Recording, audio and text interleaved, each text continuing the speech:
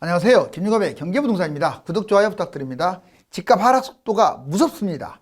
일부 지역은 벌써 2년 전 시세로 내놓아도 팔리지 않고 있으며 얼마 전까지만 해도 매수자로 북적거렸던 1,000세대가 넘는 대단지에 단 한 사람도 문의조차 없습니다. 6주 연속 하락 거래 60%, 설거래량 1,000건 아래 등 수치를 말하지 않아도 추락세가 아주 가파릅니다. 그런데 이것을 두고 겨울철 일시적 하락이냐, 변곡점의 대세 하락이냐 전망이 엇갈리는데 여기서 확실하게 짚어보겠습니다. 유료 상담은 010-3999-8808 전화 주십시오. 자, 전국 2년 전 시세로 곤두박질, 부동산 진짜 큰일 났습니다. 이건 이제 정말로 지금 분위기가 아주 심상치 않아요. 자, 보세요. 양쪽에 폭탄을 들고 있네요. 째각. 부동산의 시한폭탄이 이제 언제 터지느냐만 남은 것 같네요. 집값 이상 징조 전국이 난리 났다. 먼저 주택 매수 심리 계속 떨어지고 있습니다. 정부 통계, 민간 통계 모두 뚝이에요. 아이뉴스에서 나온 건데, 자, 집값 이상 징조 한 4가지로 다른 각도로 한번 보자고요. 먼저 지표 하락. 서울 거래 1,000건밖에 안 돼요, 지금.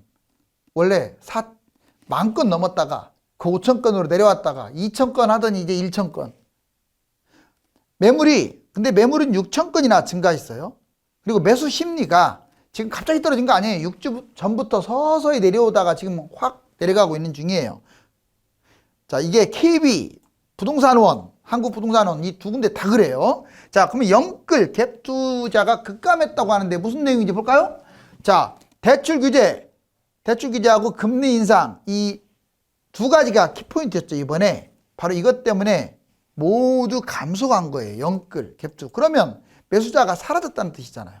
그런데 전국의 미분양은 대구를 중심으로 해가지고 전국적으로 점점 늘어나고 있습니다. 외곽 지역 실종, 특히 수도권의 외곽은 지금 막 2배, 3배 갑자기 뛰었잖아요. 난리 났었잖아요. 그런데 지금은 발길이 뚝 끊겼어요. 제가 뭐라고 했습니까? 외곽, 그런데 뭐 싼 거야 뭐 실거주는 괜찮다지만 2배, 3배 뛴 외곽은 아예 보지도 말라고 했죠. 그런 데는 나중에 회복도 못 할 수 있어요. 지방도 같은 말입니다. 수도권 외곽 급등 후에 매수가 끊겨버렸고 호가 낮추고 하락 거래가 60%, 즉 10 중에 6개는 하락이다 이 말이에요. 자, 매매 전세 하락. 지금 당장은 매매가만 떨어지고 있는 게 아니라 전세가도 떨어지고 있어요. 동반 하락. 이게 좀 장기화될 가능성이 큽니다. 두 번째, 새 정부의 집값 하락 기대감. 이제 여당이 되든 야당이 되든 대통령이 바뀌면 지금 대통령하고는 완전히 다를 것이다 라는 기대감으로 점점 하락세가 커지고 있는 거예요. 부동산 대세 하락이냐 일시적 조정이냐, 이거 진짜 여러분들 관심 많지 않나요? 자, 전문가들 사이에서도 집값 일시적 조정이다, 아니다, 대세 하락이다. 불과 여러분들 잘 한번 봐봐요. 자, 6개월 전만 해도 열에 10명 다 폭등한다고 했어요. 그 말 맞았네요. 저도 올라간다고 했죠. 자, 왜? 이유는 여러 가지가 있지만 팬데믹 상황에서 계속 지금 위험자산이, 돈이 너무 넘쳐나는 상황에서 위험자산이 계속 증가하고 있다. 집값, 주가 다 뛰고 있다. 이게 우리나라만의 현상이 아니었거든요. 그런데 특히 우리나라는 정부가 집값을 안 잡고 있다는 걸 다 알고 있어요. 그러니까 계속 뛰고 있는 거야. 자, 여기 보세요. 대세 하락으로 주장하는 내용들은 이래요. 부동산 거품이 2년에 무려 2배에서 5배. 여러분들 지금 3억짜리가 11억이야. 믿어지나요? 서울은 보통 3배예요. 2배 뛴 것도 아니야. 3배나 4배 뛰어야 평균치야. 세계 2위입니다. 2위. 이거 정말 심각한 거예요. 어떻게 중국 다음으로 많이 뛰었어요. 도심 집값도 강남은 세계 2위예요. 그냥 국민소득 무시하고. 영끌, 갭투자 이게 급감하고 있어요. 특히 대출 중지가 아주 컸다고 봐요. 부동산 심리가 추락하고 있고, 그 다음에 대출 제한, 그리고 지속적으로 금리 인상. 지금 앞으로 4번 더 금리 인상한다고 발표했잖아요. 바로 이게 대세 하락을 이끄는 요인이다. 사전 청약 등 이제 어떻습니까? 지금 여러분들 청약 적습니까? 엄청 늘어났어요. 전국에 이제 200만 물량 공급 폭탄이 올해부터 쭉 쏟아집니다. 누구는 입주 물량이 적으니까 집값이 더 올라갈 것이다.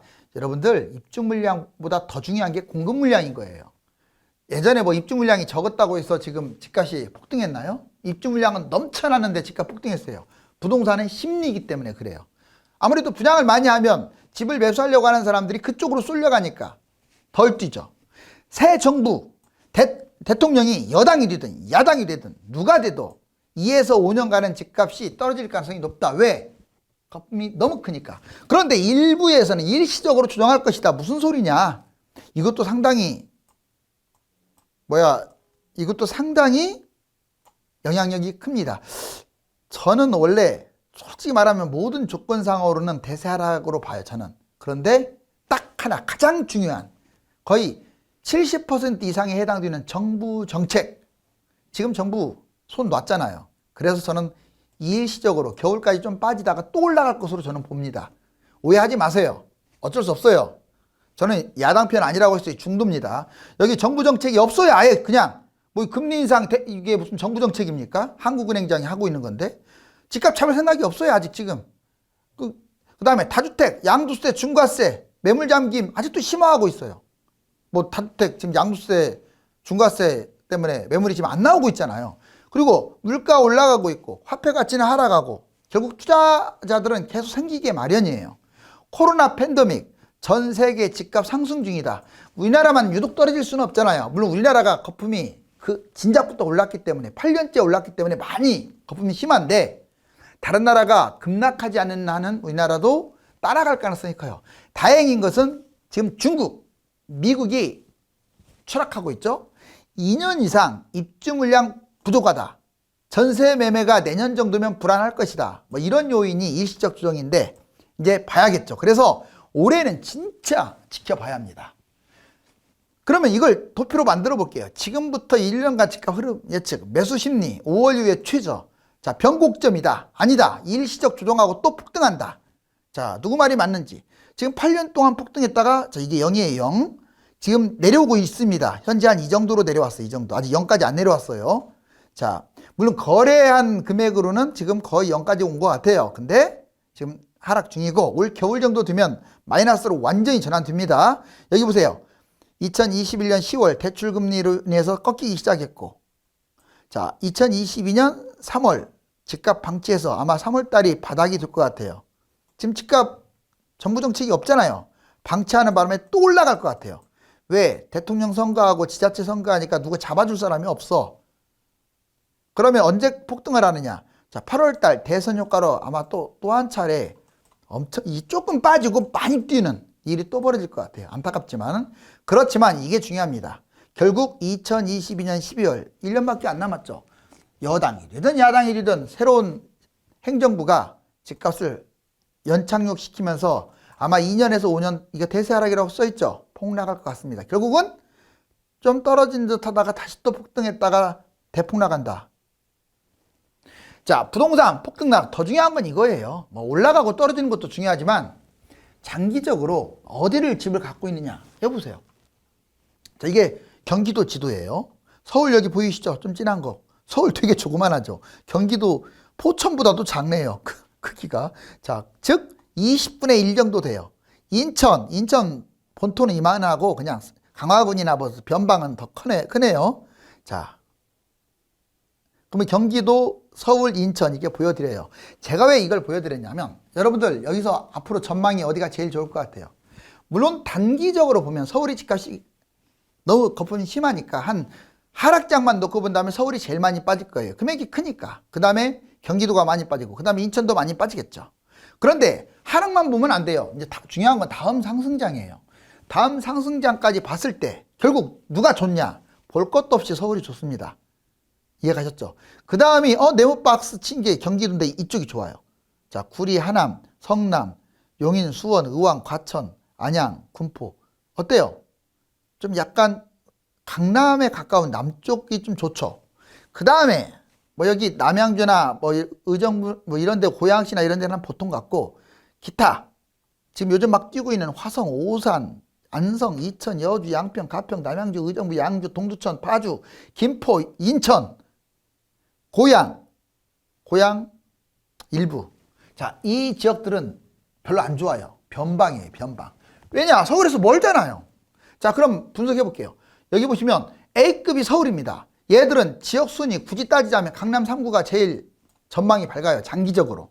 물론 단기적으로는 제일 폭락하겠지만 장기적으로. 그 다음에 한강변, 그 다음에 도심권, 마지막으로 서울 외곽. 이렇게 서울은 구분이 돼요. 하지만 서울은 경기 중심부나 경기 외곽이나 광역시 지방을 압도하고도 남습니다. 앞으로 전망이 제일 좋은 곳은 서울이다. 자, 그럼 지역별로는 받고 가격 변화를 보자고. 현재 10억짜리가 있다. 아파트가 10억짜리가 있어요. 그러면 얼마까지 빠질까? 대충 5억까지 빠진다고 치자고요. 50% 빠집니다, 진짜로. 자, 그러면 얘 다음에 올라갈 때는 그러면 10억 회복합니까? 10억이 아니라 15억에서 20억까지 가요. 서울 무섭죠? 서울은 땅이 좁아요. 사람들이 살고 싶어 해요, 다. 경기도는 조금만 하면은 막 신도시 지어가지고 집이 남아 돌아요. 그래서 안 좋은 거예요, 경기도가.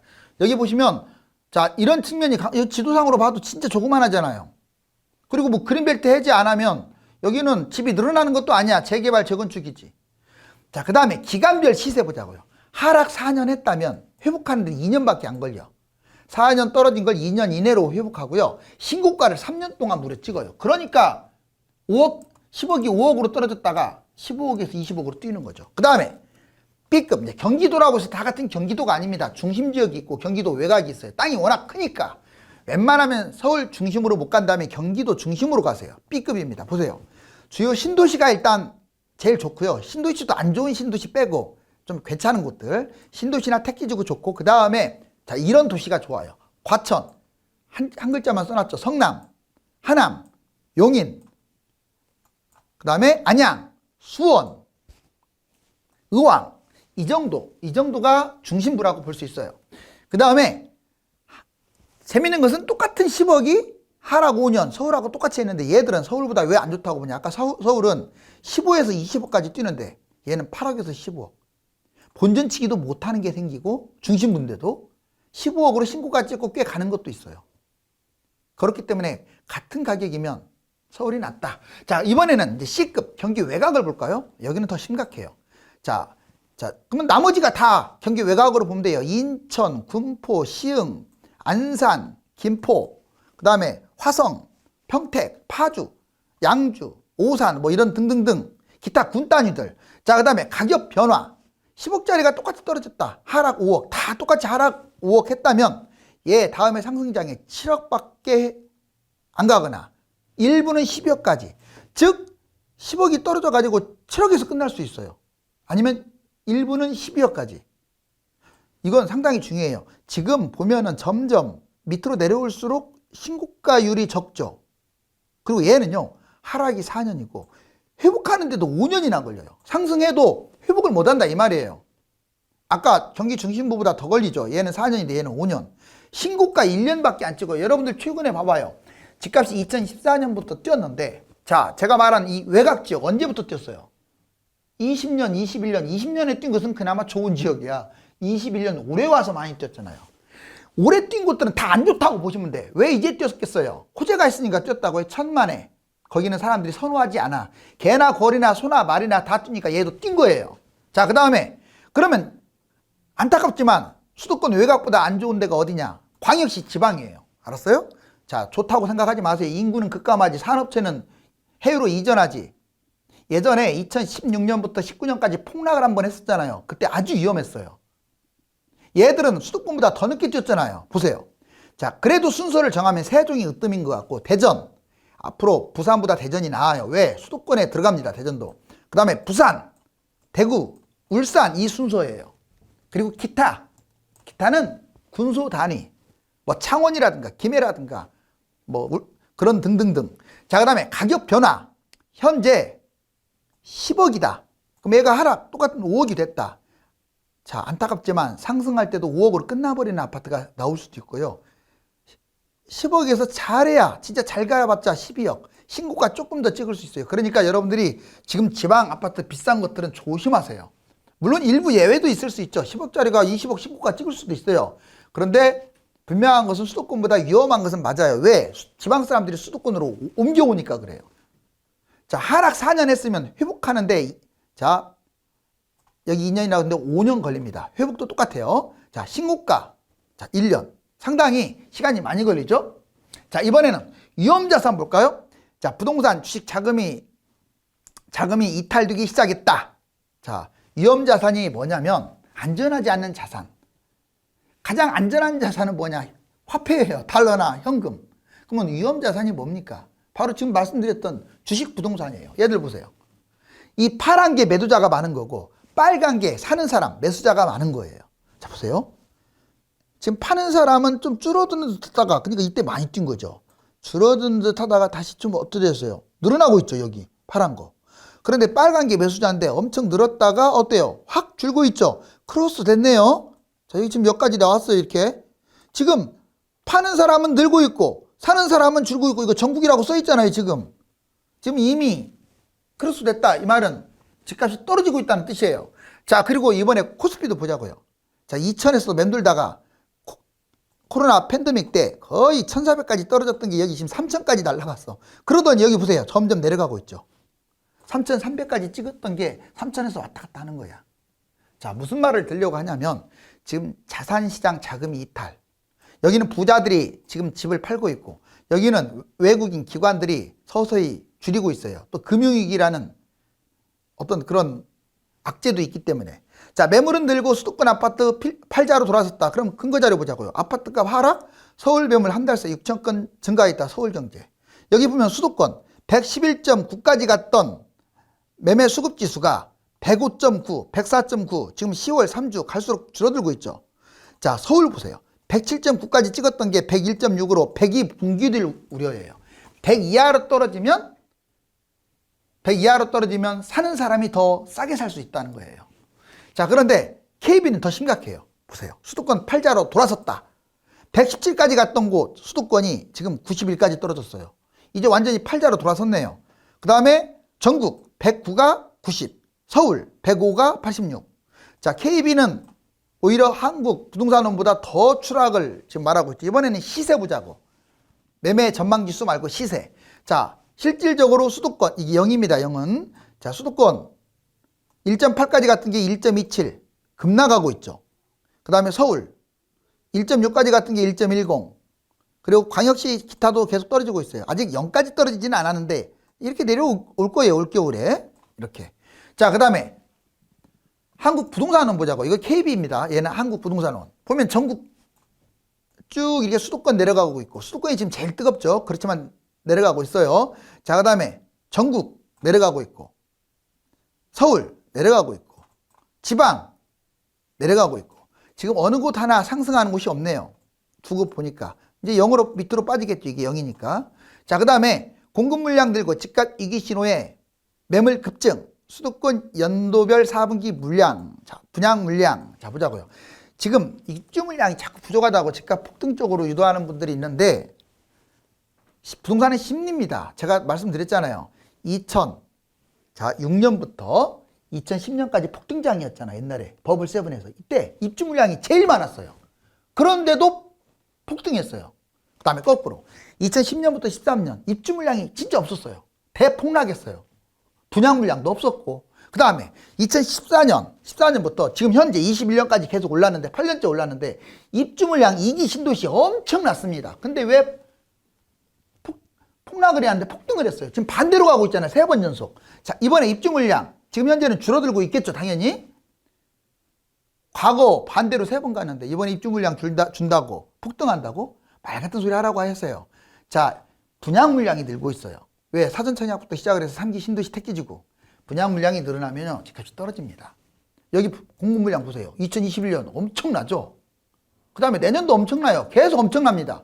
왜? 3기 신도시 택지지구가 40군데나 돼요. 자, 여기 보세요. 최근 한 달간 아파트 매물 증감. 서울 늘어났네요. 3만에서 4만으로. 경기도 5만에서 7만으로 늘어났네요. 인천도 늘어났네요.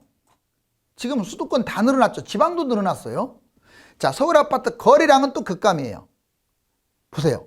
거래량이 원래는 10,000건 넘었었는데 이제 올해 들어와가지고 4, 5, 7 뭐 해서 4,000, 5,000, 3,000에서 왔다 갔다 하다가 9월달에 2,000건, 지금 10월달에는 300건인데 이거 올 말까지 가게 되면 한 1,000 몇 건 될 것 같아요. 자, 어떻습니까? 급강이죠. 급강. 내년 주택시장은 올라갈 거냐 떨어질 거냐 아까 제가 얘기해 드렸어요. 지금 쟁점입니다.